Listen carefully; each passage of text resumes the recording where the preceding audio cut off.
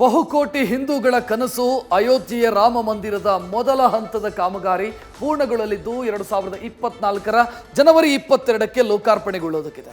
ಸುಮಾರು 700 ವರ್ಷಗಳ ಶ್ರೀರಾಮ ಜನ್ಮಭೂಮಿಯ ವಿವಾದಕ್ಕೆ ಅಂತ್ಯ ಹಾಡೋ ಸಂದರ್ಭ ಬಂದಿದೆ. ಜನವರಿ 22ರಂದು ಪ್ರಧಾನಿ ಮೋದಿ ಅಯೋಧ್ಯೆಯಲ್ಲಿ ಶ್ರೀರಾಮ ಮೂರ್ತಿಯನ್ನ ಪ್ರತಿಷ್ಠಾಪಿಸುವುದಕ್ಕಿದ್ದಾರೆ.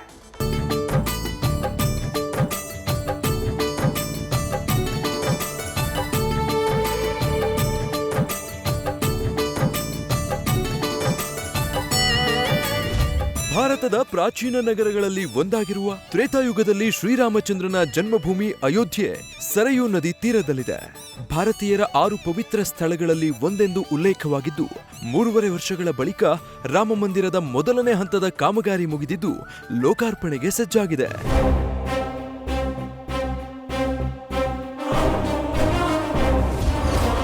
ಅಯೋಧ್ಯೆಯಲ್ಲಿ ರಾಮ ಮಂದಿರ ಲೋಕಾರ್ಪಣೆಗೆ ದಿನಗಣನೆ. 2024ರ ಜನವರಿ 15ರೊಳಗೆ ಎಲ್ಲಾ ಸಿದ್ಧತಾ ಕಾರ್ಯಗಳು ಪೂರ್ಣ. ಶ್ರೀರಾಮನ ಜನ್ಮಭೂಮಿ ಅಯೋಧ್ಯೆಯಲ್ಲಿ ರಾಮ ಮಂದಿರ ಲೋಕಾರ್ಪಣೆಗೆ ದಿನಗಣನೆ ಆರಂಭವಾಗಿದೆ. 2024ರ ಜನವರಿ 22ರಂದು ರಾಮ ಮಂದಿರ ಲೋಕಾರ್ಪಣೆಯಾಗಲಿದ್ದು, ಜನವರಿ 23ರಿಂದಲೇ ಭಕ್ತರು ರಾಮಲಲ್ಲಾನನ್ನ ಕಣ್ತುಂಬಿಕೊಳ್ಳಬಹುದಾಗಿದೆ. ಲೋಕಾರ್ಪಣೆಗೂ ಮುನ್ನ ನಡೆಯುವ ಎಲ್ಲ ಕಾರ್ಯಕ್ರಮಗಳ ಬಗ್ಗೆ ಶ್ರೀರಾಮ ಜನ್ಮಭೂಮಿ ಟ್ರಸ್ಟ್ನ ಪ್ರಧಾನ ಕಾರ್ಯದರ್ಶಿ ಚಂಪತ್ ರಾಯ್ ಮಾಹಿತಿ ನೀಡಿದ್ದಾರೆ. प्राण प्रतिष्ठा के पूजन के पश्चात अर्थात 23 जनवरी से 48 दिन की पूजा और होगी. 48 दिन की इस पूजा को मंडल पूजा कहा गया है. अब उत्तर भारत में हम सब इसको नहीं जानते, लेकिन अनेक उत्तर भारत के अयोध्या के विद्वान संत उसे जानते हैं, मंडल पूजा. ये मंडल पूजा 48 दिन होगी, 23 जनवरी से तो मार्च तक होगी. कर्नाटक में उडुपी नाम का स्थान है, वहां के जगतगुरु मध्वाचार्य विश्व प्रसन्न तीर्थ जी महाराज के नेतृत्व में ये पूजा होगी. और विश्व प्रसन्न तीर्थ जी हमारे ट्रस्टी भी.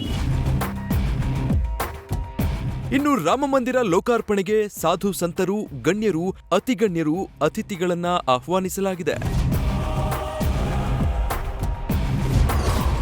ರಾಮ ಮಂದಿರದ ಲೋಕಾರ್ಪಣೆಗೆ ಸುಮಾರು 4,000 ಸಂತರಿಗೆ ಆಹ್ವಾನ ನೀಡಲಾಗಿದ್ದು, ಇದರಲ್ಲಿ ಸುಮಾರು 2,200 ಅತಿಥಿಗಳಿಗೆ ಆಹ್ವಾನ ನೀಡಲಾಗಿದೆ. ಇನ್ನು ಪ್ರಮುಖ ದೇವಾಲಯಗಳ ಮುಖ್ಯಸ್ಥರನ್ನು ಆಹ್ವಾನಿಸಲಾಗಿದೆ. ಕಾಶಿ ವಿಶ್ವನಾಥ ದೇವಾಲಯ, ವೈಷ್ಣೋದೇಹಿ ದೇಗುಲದ ಪ್ರಮುಖರು ಹಾಗೂ ಎಲ್ಲಾ ಧಾರ್ಮಿಕ, ಸಾಂವಿಧಾನಿಕ ಮುಖ್ಯಸ್ಥರಿಗೆ ಆಹ್ವಾನ ನೀಡಲಾಗಿದೆ. ಧಾರ್ಮಿಕ ಗುರು ದಲೈಲಾಮಾ, ಮಾತಾ ಅಮೃತಾನಂದಮಯಿ, ಬಾಬಾ ರಾಮದೇವ್, ನಟ ರಜನಿಕಾಂತ್ಗೂ ಆಹ್ವಾನ ನೀಡಲಾಗಿದೆ. ಬಾಲಿವುಡ್ ನಟರಾದ ಅಮಿತಾಬ್ ಬಚ್ಚನ್, ಮಾಧುರಿ ದೀಕ್ಷಿತ್, ಅರುಣ್ ಗಾವ್ಲಿ ಹಾಗೂ ಮಧುರ್ ಭಂಡಾರ್ಕರ್, ಉದ್ಯಮಿಗಳಾದ ಮುಖೇಶ್ ಅಂಬಾನಿ, ಅನಿಲ್ ಅಂಬಾನಿಗೆ ಆಹ್ವಾನ ನೀಡಲಾಗಿದೆ. ಇನ್ನು ಪೇಂಟರ್ ವಾಸುದೇವ್ ಕಾಮತ್, ಇಸ್ರೋ ನಿರ್ದೇಶಕ ನೀಲೇಶ್ ದೇಸಾಯಿಗೆ ಆಹ್ವಾನ ನೀಡಲಾಗಿದೆ. ಮಂದಿರ ಹೋರಾಟದ ಮುಂಚೂಣಿಯಲ್ಲಿದ್ದವರಿಗೆ ಇಲ್ವಾ ಆಹ್ವಾನ? ಇನ್ನು ರಾಮ ಮಂದಿರ ನಿರ್ಮಾಣದ ಹೋರಾಟದ ಮುಂಚೂಣಿಯಲ್ಲಿದ್ದ ಮಾಜಿ ಉಪಪ್ರಧಾನಿ ಎಲ್.ಕೆ. ಅಡ್ವಾಣಿ ಹಾಗೂ ಮುರಳಿ ಮನೋಹರ್ ಜೋಶಿಗೆ ರಾಮ ಮಂದಿರ ಉದ್ಘಾಟನೆಗೆ ಬರಬೇಡಿ ಎಂದು ಮನವಿ ಮಾಡಿರುವುದು ವಿವಾದಕ್ಕೆ ಕಾರಣವಾಗಿದೆ.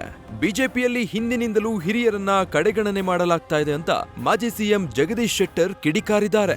ಲಾಲ್ ಕೃಷ್ಣ ಅಡ್ವಾಣಿ ಅವರು ಅವ್ರ ಹೋರಾಟ ಮತ್ತು ಅಯೋಧ್ಯೆಯ ರಾಮ ಮಂದಿರ ಬಗ್ಗೆ ಏನೊಂದು ಆಂದೋಲನ ಸ್ಟಾರ್ಟ್ ಆಯಿತು, ಅದರಲ್ಲಿ ಅವ್ರ ಇನ್ವಾಲ್ವ್ಮೆಂಟು ಇಡೀ ರಾಷ್ಟ್ರದಲ್ಲಿ ಒಂದು ಜಾಗೃತಿ ಮಾಡುವಂಥ ಕೆಲಸವನ್ನು ಯಾರಾದರೂ ಮಾಡಿದ್ದಾರೆ ಅಯೋಧ್ಯೆ ಬಗ್ಗೆ, ರಾಮ ಮಂದಿರ ಬಗ್ಗೆ, ಅದು ಲಾಲ್ ಕೃಷ್ಣ ಅಡ್ವಾಣಿಯವರು. ಈಗ ಆ ರೀತಿ ಅವರಿಗೆ ನೀವು ಬರಬೇಡ್ರಿ ಅಂತ ಹೇಳಿದಾರ ಅಂತಂದರೆ ಅದು ಸರಿಯಾದಂಥ ಥಿಂಕಿಂಗ್ ಅಲ್ಲ ಅಂತ ನಾನು ಹೇಳ್ತೇನೆ.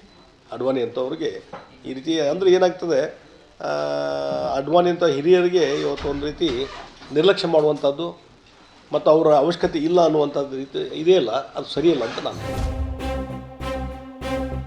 ಆದರೆ ವಿವಾದದಿಂದ ಎಚ್ಚೆತ್ತ ಸಮಿತಿಯವರು ಅಡ್ವಾಣಿ ನಿವಾಸಕ್ಕೆ ತೆರಳಿ ಆಹ್ವಾನ ನೀಡಿ ಬಂದಿದ್ದಾರೆ. ರಾಮಮಂದಿರ ವಿವಾದ ಕೋರ್ಟ್ನಲ್ಲಿ ಬಗೆಹರಿದ ಬಳಿಕ 2020ರ ಆಗಸ್ಟ್ ತಿಂಗಳಿಂದ ಮಂದಿರ ನಿರ್ಮಾಣ ಕಾರ್ಯ ಆರಂಭವಾಗಿತ್ತು. ಸ್ವಾತಂತ್ರ್ಯದ ನಂತರ ಭಾರತದಲ್ಲಿ ನಿರ್ಮಾಣವಾಗುತ್ತಿರುವ ಅತಿ ದೊಡ್ಡ ದೇಗುಲ ಎನ್ನಲಾಗಿದ್ದು, ರಾಮಮಂದಿರ ಹೊಸ ಯುಗದ ತಾಂತ್ರಿಕ ಅನುಕೂಲಗಳೊಂದಿಗೆ ಪ್ರಾಚೀನ ಭಾರತೀಯ ಸಂಸ್ಕೃತಿ ಸಂಪ್ರದಾಯದ ಸಂಯೋಜನೆ ಎನಿಸಿದೆ. ಜಗದೀಶ್, ನ್ಯೂಸ್ ಫಸ್ಟ್, ನವದೆಹಲಿ. ನ್ಯೂಸ್ ಫಸ್ಟ್ ನಿರ್ಭೀತಿಯಿಂದ ನಿಮ್ಮ ಪರವಾಗಿ.